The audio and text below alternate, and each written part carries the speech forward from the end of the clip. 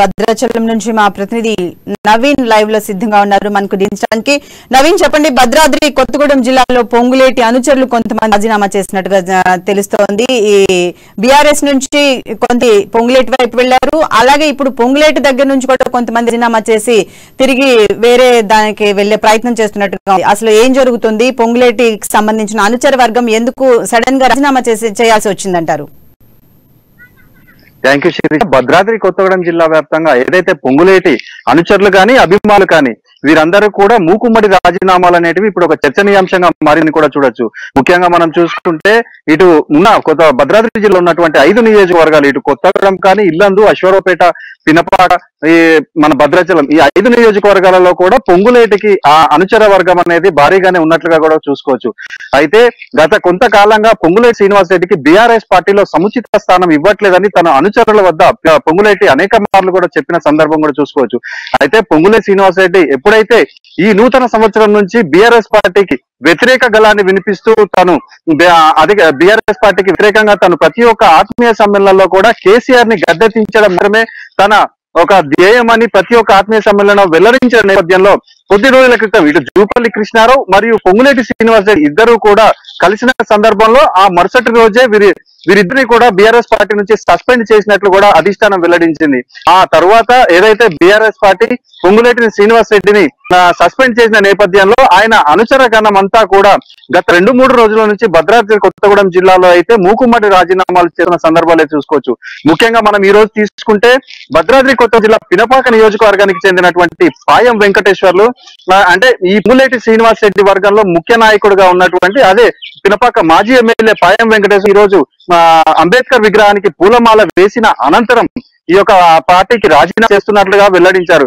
అయితే ఈ యొక్క పాయం వెంకటేశ్వర్లు వెంట అదే వర్గానికి చెందినటువంటి అనేక మంది, అంటే ఉన్నత పదవులలో ఉన్నటువంటి, అంటే చూసుకుంటే మనం మండల అధ్యక్షుల దగ్గర నుంచి సర్పంచ్, ఎంపీటీసీలు, జెడ్పీటీసీలు, మరో కొంతమంది కూడా మూకుమ్మడి రాజీనామాలు కూడా చేస్తున్నట్లు వెల్లడించిన సందర్భం అయితే మనం చూసుకోవచ్చు. అయితే ఎప్పుడైతే ఈ భద్రాద్రి జిల్లా వ్యాప్తంగా ఉన్నటువంటి 5 నియోజకవర్గాలలో కూడా ఈ యొక్క పొంగులేటి శ్రీనివాస్ రెడ్డి ముఖ్య అనుచర వనంలో ప్రతి ఒక్క నియోజకవర్గంలో కూడా ఆయన వర్గానికి సంబంధించిన ప్రతి అభ్యర్థిని కూడా ప్రకటించిన సందర్భం అయితే మనం చూసుకోవచ్చు.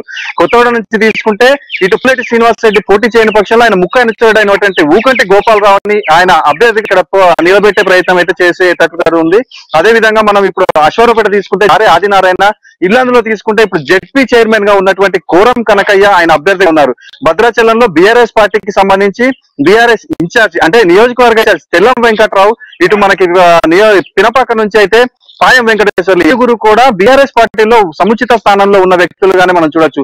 దీంతో పాటు ఈ యొక్క పొంగులేటి అనుచర వర్గాలలో ఇటు మనం తీసుకుంటే మువ్వ విజయ్ బాబు కావచ్చు, ఇటు కొంతమంది అంటే చాలా మంది కూడా అధికార బీఆర్ఎస్ పార్టీ నామినేటెడ్ పదవులు కావచ్చు లేదా ప్రజాక్షేత్రంలో గెలిచిన వ్యక్తులు కూడా వీరందరూ కూడా పొంగులేటి శ్రీనివాస్ రెడ్డిని సస్పెండ్ చేసిన నెల ఆయనకు మద్దతుగా ఈ భద్రాద్రి కొత్తగూడెం జిల్లా వ్యాప్తంగా ఉన్నటువంటి ఆయన అనుచర గణమంతా కూడా రాజీనామాల పర్వం అయితే నడుస్తున్నట్టుగా మనం చూసుకోవచ్చు. అయితే ఈ యొక్క 5 నియోజకవర్గాలలో కూడా ఈయన పొంగులేటికి సంబంధించినటువంటి అభిమానులు రోజు రోజుకి అంటే మూకుమ్మడి అంటే వారందరూ కూడా ట్వీట్ లాగా ఏర్పాటు చేసుకొని వారందరూ కూడా రాజీనామా చేస్తున్నామని చెప్పి ప్రకటిస్తారు.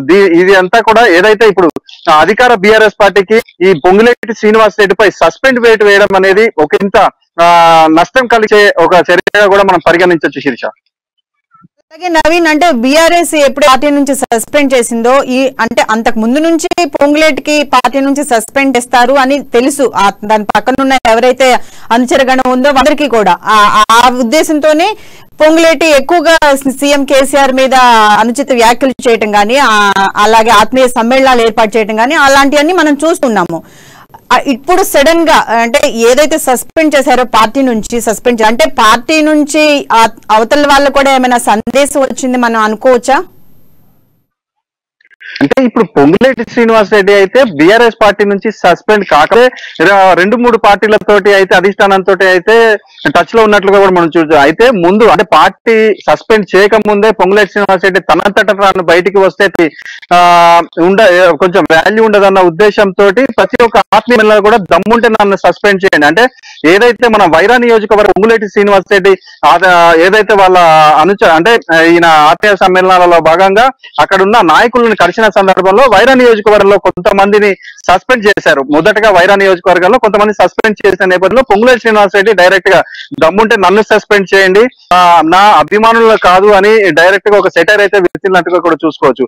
అయితే అధిష్టానం కూడా చాలా ఓపిక పట్టినట్లుగా కూడా మనం చూడొచ్చు. అయితే ఎన్నికలు దగ్గర పడుతున్న నేపథ్యంలో ఇటు పొంగులేటి శ్రీనివాస్ రెడ్డి గలం రోజు రోజుకు పెంచుతూ, అయితే గత కొద్ది రోజులుగా అంటే మొదటి వరకు శ్రీనివాస్ రెడ్డి ఎప్పుడు కూడా డైరెక్ట్ గా కేసీఆర్ అయితే టార్గెట్ చేసిన సందర్భం అయితే మనం చూడలేదు.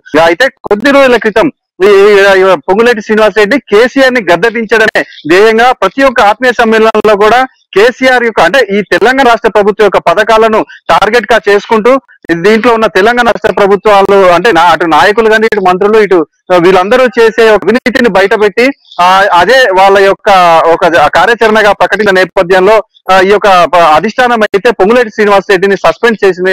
అయితే వీరందరూ కూడా ఈ అనుచర వర్గాన్ని అందరికీ కూడా తెలుసు పొంగులేటి శ్రీనివాస్ రెడ్డి బయటికి వచ్చారని. కానీ ఆయనంతటా ఆయన రాజీనామా చేసి వస్తాడో లేదా పార్టీ సస్పెండ్ చేస్తుందన్న వేచి చూడాలన్నది అయితే వీళ్ళంతా కూడా చూశారు.